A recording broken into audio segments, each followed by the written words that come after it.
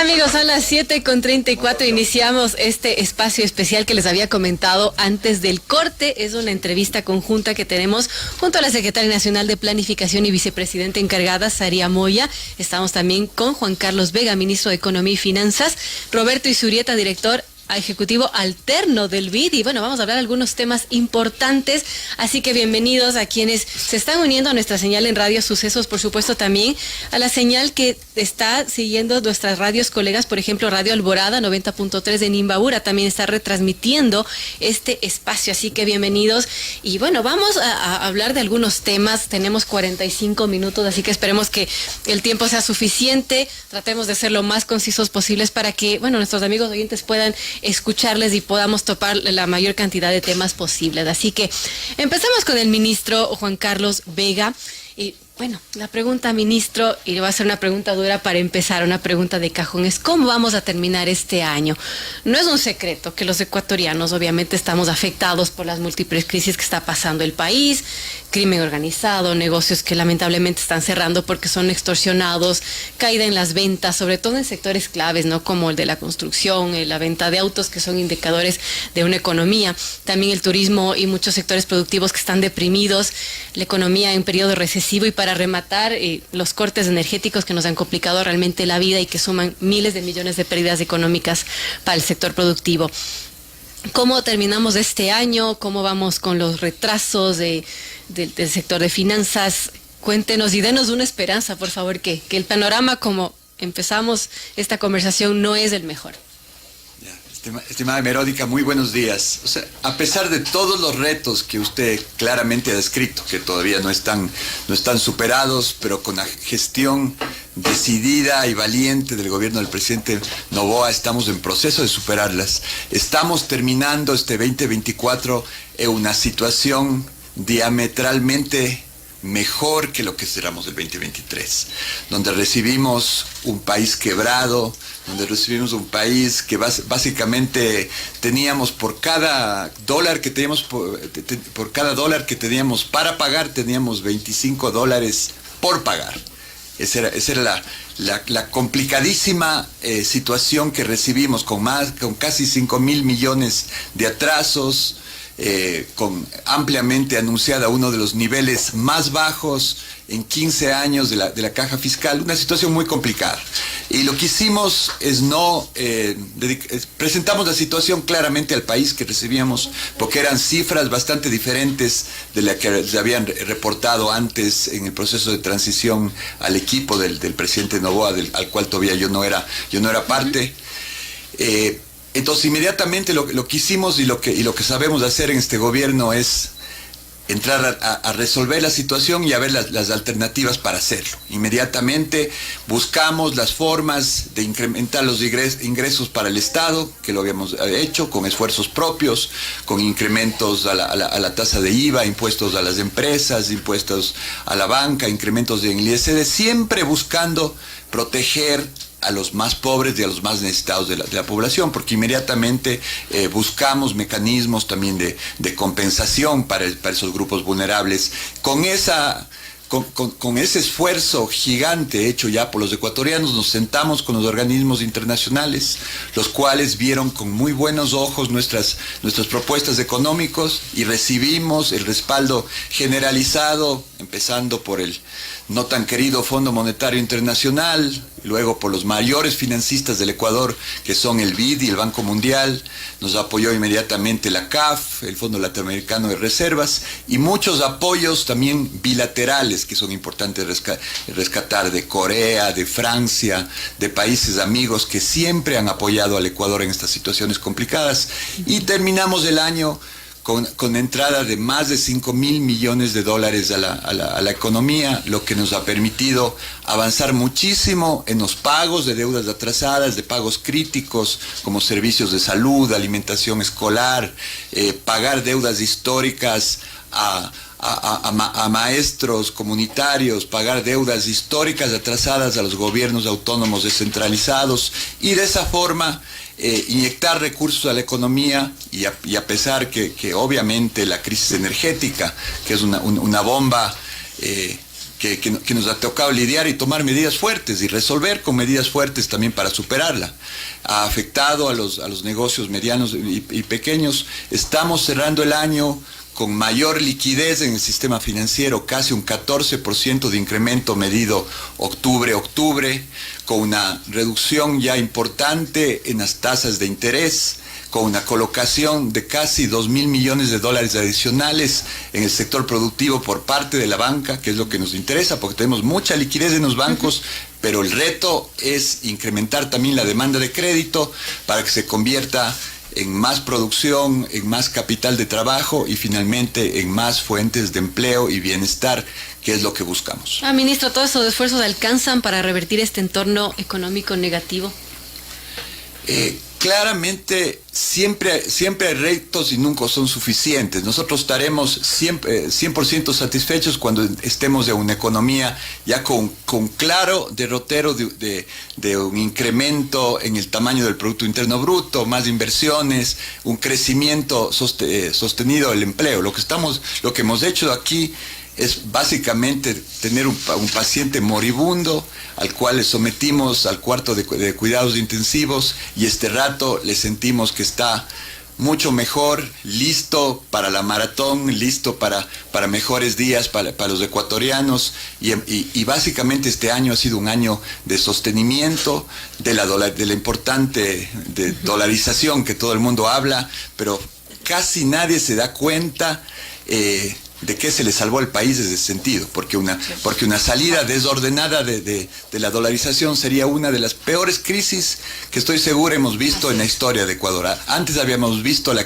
crisis del feriado bancario, pero en ese momento teníamos emisión de sucres, teníamos todavía en Sangolquí la máquina para imprimir sucres y pagar a los depositantes. Así de extrema fue la situación cuando asumió el gobierno. Así de extrema, sino obviamente por responsabilidad no podíamos salir a hacer un anuncio que el país estaba al borde de salir de la dolarización, al borde de entrar en una crisis del sistema financiero, sino lo que hicimos es tomar medidas responsables para resolver y para cambiar la tendencia en la que venía cayendo el país. Ahora, ¿el presupuesto del Estado va a cerrar este 2024 con atrasos similares a los del 2023?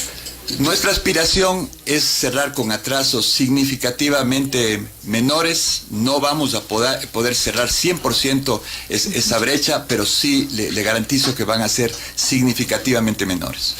Un tema positivo y es el tema del FMI que usted lo mencionaba, ministro. El 9 de diciembre el gobierno recibió la aprobación de la primera revisión de metas del acuerdo con el Fondo Monetario Internacional y ahora pues está pendiente la aprobación de la última instancia, ¿no? Que es el directorio del multilateral. ¿Cuándo se espera que se reúne el directorio del FMI para ese desembolso de 500 millones? Y si es así, ¿cuándo llegaría ese desembolso? Es una excelente noticia que luego de un año tan complicado, con crisis de seguridad, con crisis energética, hayamos pasado con buenas calificaciones la revisión, que este rato el anuncio es un acuerdo a nivel técnico. Quiere decir que el staff, que los técnicos del Fondo Monetario, después de revisar nuestras cifras, nos dan el visto bueno para seguir adelante a la siguiente etapa, que es el directorio que se estará reuniendo alrededor del 20 de diciembre y si tenemos la aprobación de ese directorio tendremos el desembolso para cerrar en muchas mejores condiciones. ¿Podríamos llegar este año con ese desembolso? La aspiración es llegar este año con ese desembolso y eso también lo que hace es permitir que se desembolse, que el BID nos desembolse, que el apoyo bilateral de Francia también se concrete y se desembolse en este mismo año. Entonces, esas siempre son buenas noticias, no solamente de los desembolsos del fondo, sino también la evaluación que hace el fondo a las finanzas públicas y a la economía de Ecuador es usado como un factor de balance y de una economía sana para el resto de organismos multilaterales y también para los países, que es el apoyo bilateral que recibimos. Justo quiero preguntar sobre esto, ¿qué aspectos se valoraron para que el FMI haya dado esta primera aprobación y además qué incluye el informe de cumplimiento? El informe de cumplimiento revisa muchas metas que fueron propuestas por el mismo país en términos de fortalecimiento de las instituciones. Un factor muy importante es el establecimiento del Comité de Estabilidad Financiera, donde participan la Junta Monetaria, la Junta Financiera, la Superintendencia de Bancos, la de Cooperativas, la de Compañías, donde tenemos un foro donde compartimos información del sector financiero y del sector real, y de esa forma podemos tener un mejor control y un mejor manejo de un sector tan importante como el sector financiero del país. Ya sea, hay una serie de metas institucionales y también cuantitativas en cuanto a los números, que es los ingresos que se ha logrado este año en base a las medidas tomadas, los ingresos en base a financiamiento, y por otro lado los gastos y las inversiones que estén balanceadas y que sean sostenibles. O sea, como cualquier hogar de cualquier ecuatoriano, cuando uno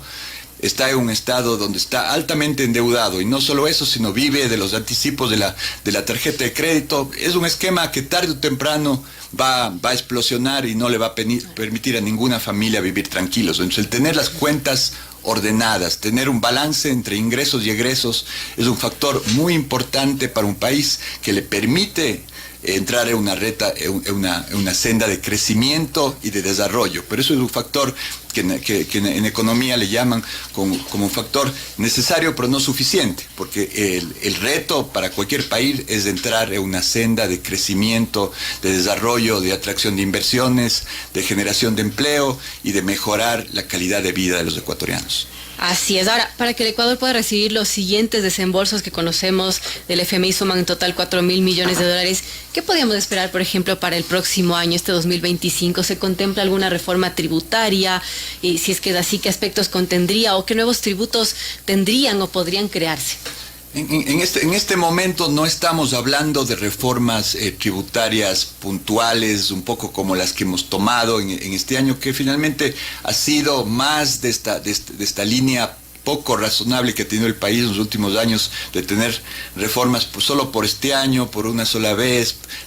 Nosotros lo que buscaríamos es entrar en una reforma tributaria para los próximos 20 años, donde el país elimine ciertos impuestos distorsivos, donde se enfoque mucho más en los impuestos de clase mundial, como es el impuesto a la renta, bien cobrado, con una base imponible sólida, un IVA igualmente mucho mejor cobrado, una simplificación de todo el complejo esquema tributario que tiene el Ecuador, para que la inversión nacional y la inversión extranjera tengan una claridad de la política tributaria del Ecuador para el largo plazo, como lo han emprendido países como República Dominicana, como Uruguay, como Costa Rica, donde trae una mejor claridad para la inversión, y eso también se convierte en una sostenibilidad fiscal de largo plazo, pero que no limita y asusta a los inversionistas. A propósito de impuestos, y ya mismo pasamos a los otros temas con nuestros invitados,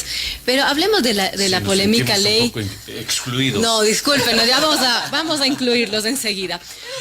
Pero es importante que nuestros amigos oyentes... Al ministro le pusieron toda la cuerda. Exacto. Bueno, 7:47, conversamos con el ministro de Finanzas, Economía y Finanzas, y 2 puntos más, ministro, y pasamos con los siguientes temas. A propósito de impuestos y tributos, tras la aprobación de esta polémica ley, la llamada ley antipillos o antilavado, que fue publicada en el registro oficial y que, entre otras cosas, crea un impuesto a la compraventa de vehículos usados que podría llegar hasta el 5% dependiendo del valor del vehículo. ¿Qué expectativas se tiene con esta medida? ¿Cuándo empezaría a regir? ¿Cuánto se esperaría recaudar con esta medida? Esta medida claramente no tiene un propósito recaudatorio. Esta medida lo que busca es tener un mejor control de un negocio que ha estado con pocas... del cual tenemos poca información de cómo funciona en el día a día, pero sí tenemos alertas de que a través del negocio de carros usados se lava mucho dinero no lícito, por decirlo menos, y de esta forma de grabar y también de trabajar fuertemente en la base de datos de valores. Sobre todo esto es un tema bastante progresivo, porque va enfocado hacia los vehículos de más de $20,000. O sea, no habemos un porcentaje muy bajito de ecuatorianos, tal vez, que conducimos. Primero, tomando en cuenta que el 82% de los ecuatorianos no tenemos vehículo. Entonces, esto es una medida progresiva dirigida a los autos de mayor valor que muchas veces se transan en estos patios de carros usados para poner el control, para tener la base de datos, y sí, obviamente habrá un impacto positivo en la recaudación, que en algunas estimaciones básicas se ha visto que puede llegar a ser hasta unos $80 millones al año. Hay legisladores de oposición que decían este es un paquetazo navideño del presidente Noboa. No, esta es una medida más responsable para cortar a los negocios ilícitos del financiamiento que les ayuda a tener 40,000 hombres armados para que combaten día a día con nuestros policías, con nuestros militares en las calles. Y perdón la interrupción. Roberto, por favor. Como bien dice el ministro, cuando el presidente del BID vino al Ecuador a una reunión, a una cumbre que hicimos de seguridad, el presidente del BID fue muy claro. Primero agradecido y sorprendido de cómo el Ecuador ha afrontado este reto de combate a la inseguridad y al crimen organizado internacional, y en el convencimiento de que esta lucha el Ecuador no puede ser exitoso solos. Entonces, por eso convocamos a todos los países hermanos. Estuvieron autoridades del más alto nivel, ministros del Interior de América Latina, donde el presidente del BID dijo claramente: la manera más efectiva de combatir el crimen organizado, y él utilizó la palabra, es cerrar la llave, quitarles el oxígeno. Y en este marco, si nosotros queremos ser exitosos en esta lucha contra el crimen organizado, de las primeras cosas que tenemos que hacer es cerrar el grifo de recursos que tienen, y esta ley está encaminada a ese propósito. Perdón la interrupción, ministro Verónica. Por favor, bueno, ya vamos a continuar con nuestros invitados, con Saria Moya, secretaria nacional de Planificación, vicepresidenta en Caredi, y también con Roberto Izurieta, director ejecutivo alterno del BID. Un tema final, ministro, y con esto damos paso a los siguientes temas con el BID y con la Secretaría Nacional de Planificación. Sobre la crisis energética, ¿cuánto presupuesto y a qué proyectos específicos ha destinado recursos del Ministerio de Finanzas para atender esta crisis energética? Porque en julio se conocía que, la ejecución presupuestaria no era muy buena, era de alrededor de 20% por ahí en ese sector.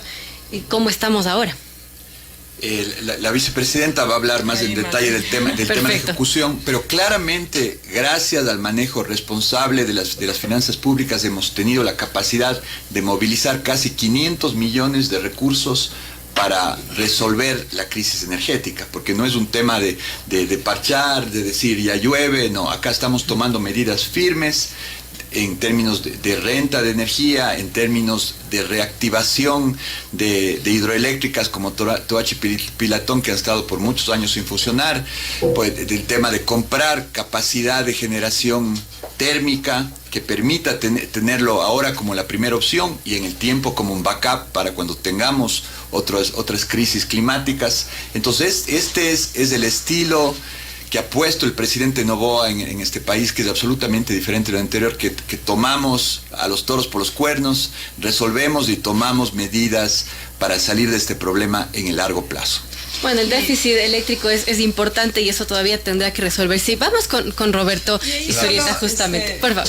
Igual como Roberto, perdón la interrupción, pero para poder complementar la respuesta del ministro de Finanzas, hay que considerar que cuando nosotros ordenamos las finanzas públicas, podemos realmente empezar a implementar de manera ordenada un plan de trabajo.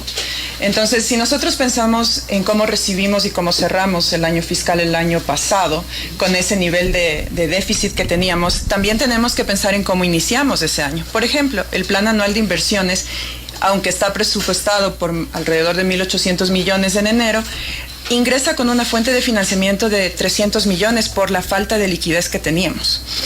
Poco a poco se va mejorando nuestras fuentes de financiamiento y justamente cuando tomamos las medidas económicas como el incremento del IVA, el tener un programa de financiamiento de mediano plazo con el Fondo Monetario Internacional, es que empiezan a ingresar los recursos y en mayo tenemos ya financiamiento de 1.300 millones.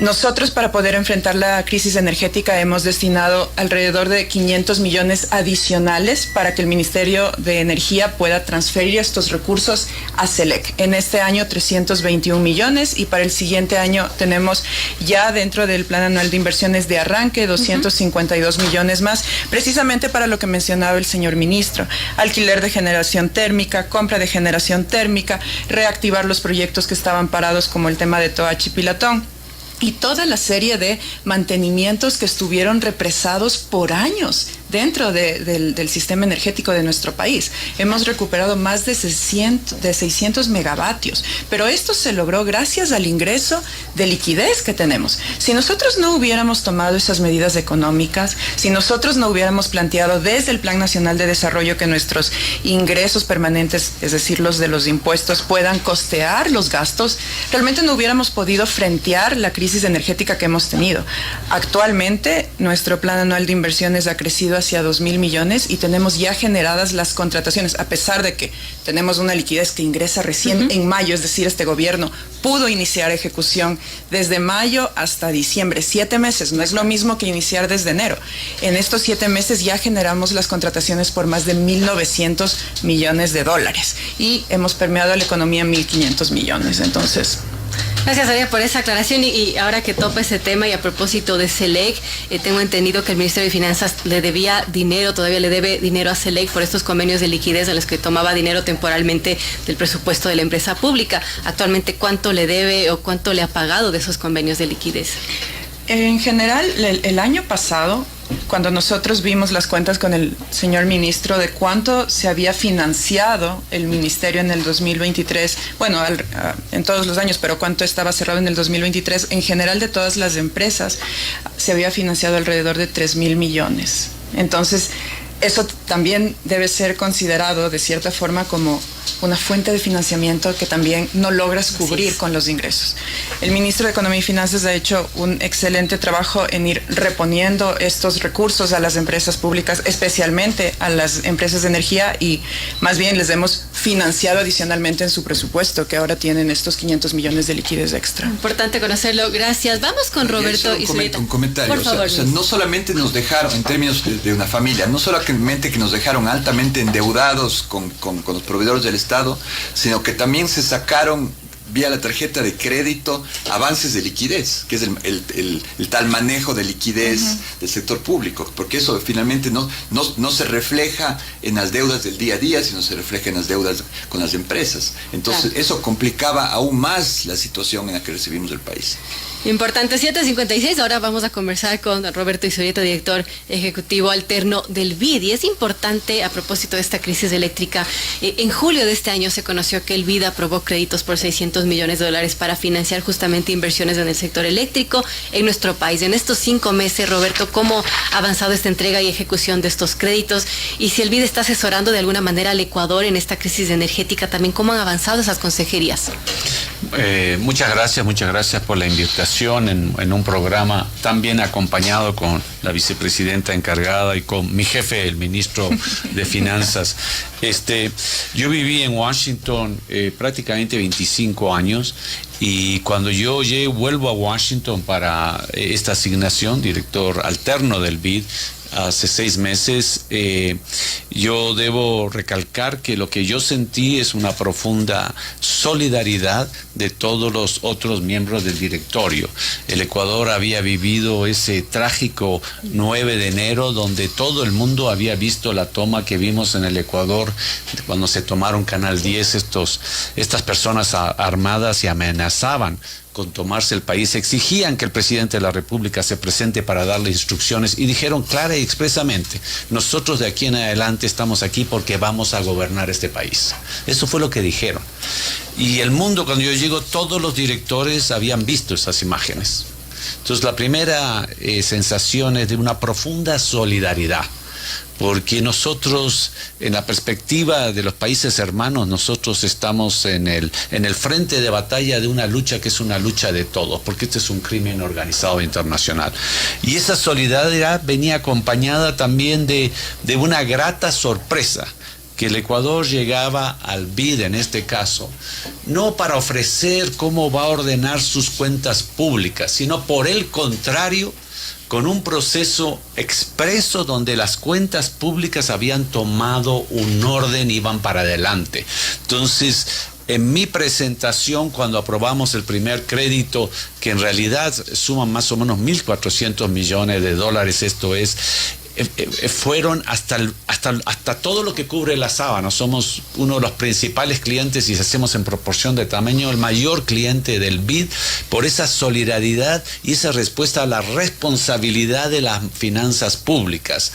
Y efectivamente, no solamente en eso, es más, puedo decir, el día de ayer tuvimos un directorio donde se aprobó que comience el trámite para el pago de los últimos 100 millones de dólares de este año pendiente en todos estos créditos, en una sesión donde es la última sesión del año, y se imaginarán que hay proyectos y temas sumamente importantes que tratar.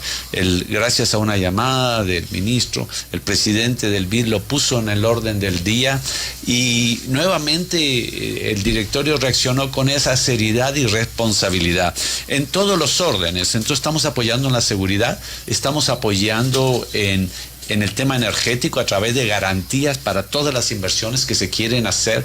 Esto es una suerte, y quizás el ministro me puede corregir, no sería la primera vez, pero con gusto lo recibo, porque para muchas de las inversiones que quieren entrar en el área energética existe, sobre todo porque el Ecuador va a decidir cómo afrontar el problema energético en los próximos meses en la elección presidencial, y va a elegir si es que vamos para a un cambio de esa matriz energética, que significa volver a un pasado o mirar a lo que hizo Colombia, que bien nos han ayudado. Energía, exacto, sí. Pero sobre todo nos dijeron, Colombia vivió lo que nosotros hemos vivido en el 92, y lo que decía el presidente de la Asociación de Empresas Privadas, decía, y ojalá, estamos convencidos que el Ecuador va a hacer lo mismo que hizo Colombia en el 92, cambiar la matriz energética. Para hacer eso se necesitan garantías. El BID, por ejemplo, entra con garantías. Es decir, si usted tiene preocupación que va a tener problemas de pago, nosotros entramos. Eso es muy importante para el sector privado. Y luego otra cosa, que eso sí va a ser el seguro para los próximos 2, 3, 4 años, va a tomar tiempo, y es nuevamente fortalecer y en realidad prácticamente reconstruir o construir la conexión con el Perú. Porque Colombia, que nosotros tenemos un intercambio de energía, pero por supuesto dependemos del agua. En el caso de Perú se depende del gas, y por eso existen, y aquí tanto la vicepresidenta encargada como el ministro de Finanzas muy bien pueden hablar de los planes, porque el otra gran fuente de energía que el Ecuador va a llegar es el gas, porque el gas es mucho más barato que el petróleo. Entonces tenemos que cuidar no solamente las nuevas inversiones, sino el costo de las nuevas inversiones, porque el Ecuador quiere tener energía, y la energía más barata y limpia que exista. En ese sentido, Roberto, y permítame, le reitero la pregunta, ¿el BID está asesorando al Ecuador para este tipo de temas en la crisis energética? Efectivamente, el mismo día lunes tenemos ya una reunión con el ministro de Finanzas, viene el jefe para toda América Latina, y a las 8:30 de la mañana, yo pensé que era con desayuno, pero no, es directo al trabajo con el representante del BID del Ecuador y el director para América Latina, donde vamos a revisar toda la clase de proyectos. En este mismo momento, la ministra del Interior se encuentra en una de las reuniones internacionales organizadas por el BID por el tema de seguridad. Y esto es muy importante, porque el BID en general no se metía en los temas de seguridad. Los temas de seguridad los dejaban para los ministros del Interior. Pero en octubre aprobó este crédito de 150 millones. Pero no solamente eso, realizó la cumbre. Mónica dirige esa cumbre. Mónica en este momento acaba de hacer una presentación el día de ayer en este organismo en el BID, en una comunidad internacional, porque lo que dice el BID y ahora los organismos internacionales es todos tenemos que apoyar en esta lucha de seguridad y ya no existe eso, no, este es un tema en el cual no entramos. Han entrado de frente y uno de los temas que se están discutiendo es un préstamo de $150 millones para la seguridad. Bueno, ¿qué se espera con todos estos créditos que nos menciona, tema energético, tema de inseguridad? ¿Qué esperamos que el Ecuador haga con este dinero? Yo diría una cosa más. Lo que, sobre todo yo puedo contar de mi experiencia, lo que yo he visto en el BID, esa respuesta de la comunidad internacional, esa misma respuesta de la comunidad internacional se ve en los otros organismos internacionales y en los inversionistas. Y por ejemplo, el ministro ayer me contaba una cosa que es totalmente en concordancia de mi experiencia, es cuando ustedes sacan una oferta de bonos por la naturaleza, por primera vez sobrepasan lo que ustedes aspiran. Ofrecieron, si mal le doy la palabra al ministro, porque eso es otra muestra de lo que pasa en la comunidad internacional y cómo la comunidad internacional está viendo al Ecuador. Yo no sé si, para no equivocarme, señor ministro. Solo este punto fue realmente una grata experiencia, porque obviamente usted sabe que el Ecuador no ha estado emitiendo bonos en los mercados internacionales, y esta fue una prueba con un mecanismo específico que es un canje de deuda por naturaleza, en la cual teníamos tímidamente una oferta de 1.000 millones en nuevos bonos, y tuvimos ofertas pues más de 7.000 millones.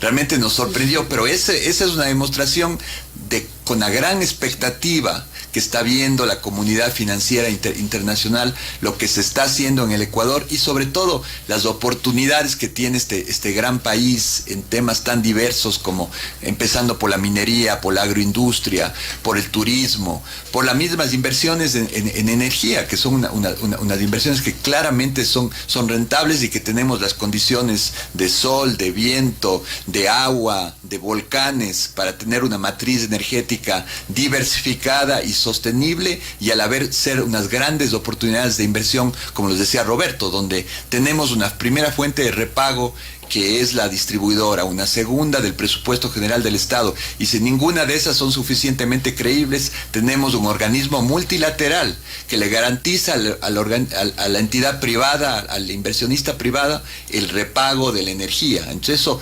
permite dar una seguridad no solo a los inversionistas, sino a su capacidad de conseguir financiamiento internacional para esas inversiones. Importante. Bueno, 8:05 quisiera conversar con Saría Moya. No sé si llamarla secretaria nacional de planificación o señora vicepresidenta encargada. Estoy a cargo de las dos carteras de Estado, entonces. Perfecto. Bueno, hablemos de... Los tres nombres son apropiados. Señora vicepresidenta encargada y secretaria de planificación, entonces. Eso es verdad, Juan Carlos. Cuéntenos de los logros que se ha tenido este año. Ya sabemos que ha sido un año bastante duro. ¿Cuáles son los hitos más importantes, lo que podríamos resaltar? Bueno, en principio lo que hemos venido conversando, el ordenar las finanzas públicas nos ayuda a también permear la economía de una manera positiva. Si bien es cierto, había mucho recelo por parte de la ciudadanía con respecto al IVA, realmente el incremento del IVA, dado las medidas adicionales que se tomaron en conjunto con esta medida, medidas de compensación para ayudar al sector transportista, al sector productivo, es que logramos tener una inflación controlada. El año pasado, por ejemplo, en noviembre del 2023, la inflación era de 1.53%, actualmente es de 1.51%. ¿Qué quiere decir eso? Que hemos logrado que eso no se transforme en un proceso de especulación de los precios que afecte a las familias ecuatorianas. Eso también se ve en el nivel de las ventas. Las ventas locales tienen un valor similar al que teníamos el año pasado, y eso, a pesar de la crisis energética que hemos tenido, se sostiene gracias a la liquidez que hemos generado. Porque cuando nosotros recibimos del país, teníamos una cadena de pagos que estaba completamente rota, es decir, el Estado no lograba pagar a los proveedores no podían honrar sus deudas, y esto estaba permeando también en la esfera financiera. Entonces ya teníamos varios frentes abiertos. Al poder entrar en este círculo virtuoso, hacemos que esta liquidez ayude a las familias ecuatorianas, ayude a que ellos puedan honrar sus ventas, y tenemos por eso un sistema financiero que está bastante robusto. Tiene un nivel de depósitos por encima del año pasado y es un récord de más de 50.000 millones de dólares. Entonces, el año pasado, a la misma fecha, el sistema financiero tenía depósitos por 44.000 millones. Actualmente es de 51.000. Y eso nos indica cómo esto brinda seguridad a las familias ecuatorianas dentro del ámbito económico de la economía familiar, ¿no? Otro de los logros importantes es en el sector productivo, en el área de las exportaciones. Las exportaciones en volumen, porque hay que evaluar los dos, en volumen han crecido un 5.2% y en millones de dólares han crecido en un 8.5%. Pero aquí a mí me gusta entrar un poquito más en detalle, porque nosotros como país tenemos un sector productivo basado muchas veces en la parte que no tiene valor agregado. Entonces es importante ver también las exportaciones, por ejemplo, de los bienes industrializados. El año pasado las exportaciones en bienes industrializados decrecieron en 16%. Decrecieron. Y este año han crecido en 8.3%. Y ahí también se ve un cambio de tendencia. Íbamos a la baja y ahora estamos creciendo. Y los bienes primarios también han crecido. No es que eso se han detenido. El año pasado tuvieron una tasa de decrecimiento de 5.9% y ahora está con una tasa de crecimiento de 10.5%. Es decir, los mercados no solo se están abriendo en la parte financiera, como lo que sucedió esta semana con los bonos que hemos puesto en el mercado internacional, sino que también se ve una apertura en la economía real, porque tenemos el área fiscal y tenemos el área real, que es esta parte de las exportaciones. También nuestras exportaciones petroleras, ese es otro logro que se han logrado sostener y crecer. Las exportaciones petroleras pasaron de 6.600 millones a 7.300, es decir, un incremento de 10.5%. Y eso también es gracias a la gestión que se realiza para poder manejar de forma adecuada nuestro sector petrolero. Entonces, eso como para complementar en la parte productiva. Dentro del tema de seguridad también hemos tenido logros importantes. Uno de los logros más importantes se mide a través de la tasa de homicidios intencionales, que es un indicador que está estandarizado a nivel internacional para poder medir precisamente los avances que se tengan en esta materia. Y tenemos una reducción del 17%, que no es menor. ¿Y por qué no es menor? Porque durante muchos años nosotros vimos cómo esta tasa solo crecía y crecía y crecía. Cada año los ministerios tienen que calcular sus metas y esto se hace en base a modelos complejos económetricos. No había modelo que diga que por lo menos podemos controlar el nivel de homicidios. Todos los modelos decían que íbamos a crecer, que íbamos a crecer.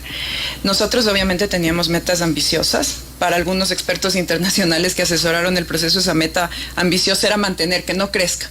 Pero nosotros no, teníamos metas para reducir y cambiar completamente la tendencia. Y esto es algo que debemos como ecuatorianos valorar, porque es un paso muy importante en un año. Países que han intentado salir de círculos de la violencia desde un inicio sabían que era un proceso de largo plazo y tal vez sí, su meta en el primer año era solo contener, pero nosotros no.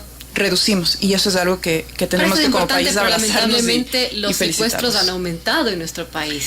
Me encanta esa pregunta porque puedo explicar algo muy importante con respecto a los indicadores estadísticos de las denuncias. Los robos, los secuestros parten de las denuncias. Las denuncias no son un registro administrativo igual que el de homicidios, que es sucedió, exacto. La denuncia tiene algo que se llama un dato sombra. ¿Qué quiere decir eso? Que la denuncia no te mide el total de los delitos. Por supuesto. ¿Por qué cuando te roban un celular tú no denuncias? Porque ¿para qué? Me imagino. Ya, a la gente. No tienes confianza, ¿ya? Entonces las denuncias también dependen de cuánto la ciudadanía confía en el sistema y de cuánto un Estado o un gobierno está haciendo porque la gente denuncie. Nosotros hemos implementado líneas y canales para que la gente denuncie. ¿Por qué es importante que denuncie? Porque esa información es vital para el eje de inteligencia tanto de la Policía Nacional como de las Fuerzas Armadas. Entonces, cuando tenemos un nivel de denuncias que sube o que baja, no podemos asumir que el delito subió o bajó. Y perdón la interrupción, vicepresidenta. Además, un poco la sensación antes era, primero, estos delincuentes terroristas internacionales, lo primero que te exigen es que no denuncies. Claro. ¿Ya? Y si tú tomas el paso de denunciar, es un paso gigantesco porque ya comienzas a... Tú tienes como familiar, tienes que hacer un juicio de valor. ¿Cuál de los dos tiene mayor capacidad de ejecución? ¿O el delincuente o la policía? Y en este caso, la unidad a cargo de secuestros ha ganado un enorme prestigio, profesionalismo y a nivel regional. Y a nivel regional. No entonces la tú UNAS tienes que es valorar a nivel internacional. Sí. Perdón la interrupción. No, completamente de acuerdo. Entonces, a lo que yo voy y con esto cierro esta idea, no podemos ni para subir ni para bajar. Asumir que cuando tienes un mayor nivel de denuncias es porque antes tuviste menos delito. Eso no lo podemos concluir, porque no sabemos el nivel de datos sombra que tuvimos del año pasado o hace 2 años con respecto a los delitos como denuncias de extorsiones. Y más bien, agradecemos a la ciudadanía que confía en nosotros, que confía en la Policía Nacional, que confía en las Fuerzas Armadas para poder entregarnos información clave que nos ayude a dar con la delincuencia común y más aún con la delincuencia organizada. Y también, por ejemplo, un dato que el presidente lo dijo en su último programa con Cuesta, en el caso de las muertes violentas, el porcentaje de personas que han muerto de esta manera tienen récord policial. El porcentaje exacto no lo recuerdo, pero cuando este proceso comenzó, la enorme mayoría de las víctimas eran claramente inocentes. En este momento, la enorme mayoría de las víctimas tienen un récord policial muy frondoso.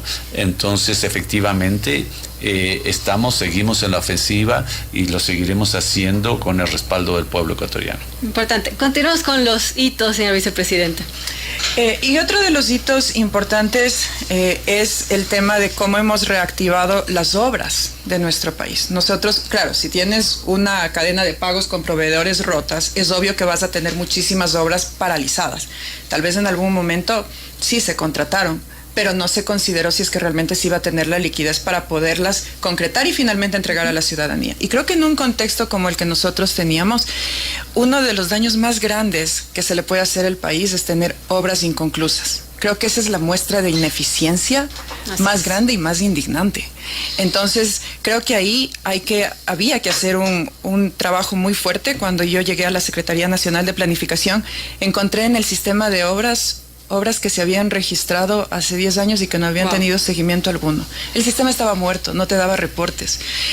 Tengo el gusto de trabajar con un equipo muy dinámico que ama a este país y que reactivó el sistema en 2 semanas y empezamos a generar reportes. Hemos entregado 93 obras. Muchas de ellas son nuevas y otras han sido recuperadas, y recuperar las obras no es fácil, porque tienen problemas administrativos, tienen problemas jurídicos que demandan muchísima articulación interinstitucional y también demandan recursos que tienen que irse programando para que éstas se reactiven. Hemos entregado obras de seguridad por primera vez en años, que son las UPCs y las VCs. Entregamos una VC que es un centro que tiene todos los servicios de seguridad y justicia. La entregamos en Esmeraldas, y tenemos 4 UPCs más que hemos entregado en Cayambe, en Tungurahua, Atacames, y vienen 15 UPCs más. Hemos entregado también a asentamientos dentro del Ministerio de Salud Pública, que son muy importantes y que estaban retenidos. Y con el Mineduc hemos hecho un trabajo de priorización en las áreas rurales. ¿Por qué? Porque parte de la política pública y de su implementación es la evaluación de la política pública. Y en las zonas rurales, si es que no tienes sistemas de transporte adecuados, nuestros niños no pueden llegar a la escuela. Y estas escuelas rurales, aunque son pequeñas, muchas veces quedan relegadas. Y hemos entregado 43 instituciones educativas que están en zonas rurales de Manabí, de Azuay, de Guayas, de Bolívar, El Oro, Pichincha. Y hemos entregado también las unidades educativas grandes para las ciudades que necesitan y que tienen una mayor demanda educativa, como Elizabeth Robalino, Cutuglagua, Camposano. También hemos apoyado en las intervenciones de los campos universitarios, más de 11 campos universitarios intervenidos. Y algo muy importante es que les hemos puesto un reto a los ministerios, y es que entreguen obras sin necesidad de incrementar el presupuesto. Eso es eficiencia fiscal. Y tenemos grandes ejemplos del MIES, que ha entregado 2 espacios integrales familiares en edificios que estuvieron abandonados, que estuvieron tomados por la delincuencia, donde se hizo una intervención con los barrios para poder tener infraestructuras que brinden servicios integrales de lo social. Porque teníamos ese concepto en el área de seguridad con las VCs, pero no teníamos ese concepto de integralidad en el ámbito de lo social. Entonces ahí varias carteras de Estado confluyen y no es solo lo típico, ¿no? Salud. Sino también cultura, deporte, bibliotecas, que tengan un espacio donde puedan crear arte, porque esto es básico para el desarrollo del ser humano. ¿Cómo se utiliza el tiempo libre en la niñez y en la adolescencia? Es clave para poder tener jóvenes que no puedan ser tan fáciles de atraer por la delincuencia organizada. Entonces, en estos espacios integrales hemos garantizado que haya también el buen uso del tiempo libre. También tenemos obras en el área productiva para poder reactivar las obras de riego tecnificado, y en infraestructura con el MTOP, que algo muy importante que hizo el ministro es la adquisición de 21 puentes Bailey, porque sabíamos que era un año que necesitaba una acción preventiva frente al cambio climático. El Ecuador no ha tenido procesos de adaptación al cambio climático, y el ministro de Transporte preveyó esto y pudo hacer esta adquisición de 21 puentes Bailey, que nos ha ayudado a atender en conectividad, que están instalados 10, porque eso va conforme se va demandando, pero han sido respuestas inmediatas a la ciudadanía para generar conectividad, porque la conectividad está relacionada directamente con el sector productivo. Si es que no tienes ese puente, no puedes sacar tu producción. Y eso es muy importante para la ciudadanía que está atravesando. Hitos importantes que nos comenta la vicepresidenta encargada. Hablando de la ejecución presupuestaria, que ya algo nos comentaba, pero ¿cómo vamos a terminar este 2024 con la ejecución presupuestaria? En julio se conocía que las entidades solo habían usado el 21% de los recursos asignados en el Plan Anual de Inversiones del Estado. ¿Cómo estamos ahora? Sí, aquí me gustaría explicar un concepto. Es de contabilidad, pero es muy importante, y es los anticipos. Cuando tú firmas una contratación, tienes que dar un anticipo, pero ese anticipo no se refleja en ese indicador de ejecución presupuestaria. Sin embargo, es recurso que ya permeó la economía. Entonces, si nosotros consideramos cuánto hemos devengado, tenemos una ejecución, digamos, el dato que siempre vemos, que es el ejecutado, el devengado, es de alrededor del 67%, ya a la fecha, pero también tenemos que terminar diciembre y tenemos una previsión de pasar encima del 70%, considerando que ese 30% ya está contratado, no es que se quedó sin utilizar. Se genera la contratación y se hace una reprogramación para poder iniciar la cancelación de esos recursos en enero. Pero si nosotros tomamos en cuenta los anticipos, ya sobrepasamos ese 70%. Vamos a cerrar con alrededor de un 76-77%, si no es más, y como eso ya está pagado el anticipo, ya el siguiente año ya se empieza a amortizar ese anticipo y se empieza a reflejar en la cuenta de la ejecución. Es importante especialmente en este año, porque como había explicado, la fuente de financiamiento empieza a ingresar en mayo. Tenemos un salto significativo en los meses de abril y mayo, y recién ahí es cuando las entidades pueden generar el proceso de contratación. Si tú no tienes fuente de financiamiento asignada, no puedes iniciar la contratación. Y esto es algo que también los ministros sabrán explicar ante los diferentes entes de control que tenemos, porque se asume que como tenías un presupuesto de 1.800 en enero, y en enero podías iniciar la contratación, y realmente no es así. Importante, gracias por esa aclaración. Y quisiera terminar este espacio con el señor ministro, que nos aclare un tema y una pregunta final. ¿Cómo esperamos terminar cómo empezamos el 2025? Recordemos que el SRI nos mencionaba que en este año hubo una cifra récord de recaudación, 20.000 millones de dólares, y no solo por el alza del IVA. ¿Qué esperamos del 2025? ¿Qué esperamos recaudar, tomando en cuenta que, por ejemplo, no van a estar vigentes algunas medidas tributarias temporales que se dieron este año, como el impuesto a la banca o la remisión tributaria? ¿Cómo vamos a equiparar esa recaudación de este 2024 en el 2025? Y usted mencionaba algo importante en la entrevista sobre cambios, por ejemplo, en el impuesto a la renta. ¿Aumentará? ¿Podemos pensar que aumentará el impuesto a la renta a las personas o a las empresas? ¿O cómo podemos suplir eso? Primero, empezando por agradecer a la gran gestión hecha por el SRI en el 2024 en temas de recaudación. Por otro lado, también al apoyo a la ciudadanía, ¿no? La ciudadanía, cuando siente que su dinero va a obras, que se están haciendo las cosas bien, también está más motivada a pagar esos impuestos. Tuvimos una estructura muy difícil de financiar en el 2024, la hemos superado, tenemos un acuerdo de 4 años con los multilaterales para seguir recibiendo financiamiento. Las reformas para los próximos años, como decía antes, no van en temas de subir impuestos a las personas, sino tener un esquema tributario más justo, que grave a los que están generando la renta, de un IVA progresivo que no grava a los productos de primera necesidad ni a los productos de la canasta básica, tener un mejor esquema para premiar las inversiones desde el punto de vista tributario en aquellas inversiones que generen crecimiento económico y que incrementen el empleo. No simplemente a pasar de producir camisetas en la planta A a la planta B y por eso pasar de pagar 25% a 15% porque se firma un contrato de inversión. Sí. Queremos un nuevo esquema tributario que fomente el empleo, el crecimiento y la sostenibilidad fiscal en el largo plazo, que es la receta que no hay nada que inventar. Eso es lo que han hecho países vecinos como Perú, como Colombia, como República Dominicana, donde se fomenta la inversión, el empleo y se tiene las cuentas fiscales equilibradas. Yo quisiera complementar lo que dice el ministro, y eso es lo que se ve en todos los organismos internacionales y en la comunidad internacional. La apuesta del Ecuador tiene que ser crecer. El Ecuador tiene enormes posibilidades. Esta crisis tan dura que hemos pasado también es una oportunidad para que la cifra no sea exacta, están en interés más de $1.000 millones para entrar en el sector eléctrico. Lo mismo las cifras que son el inicio de un proceso en el área de exploración y de exportación petrolera, en la agricultura. El Ecuador es un país lleno de oportunidades. El Ecuador es el país más megadiverso por metro cuadrado del mundo. Entonces la apuesta del Ecuador es a crecer, y vamos a crecer si continuamos con un modelo que sea serio, responsable, que se preocupe de los subsidios directos a los más necesitados y evite todas esas distorsiones que lleva y que alimenta a los sectores que están en otra clase de juegos.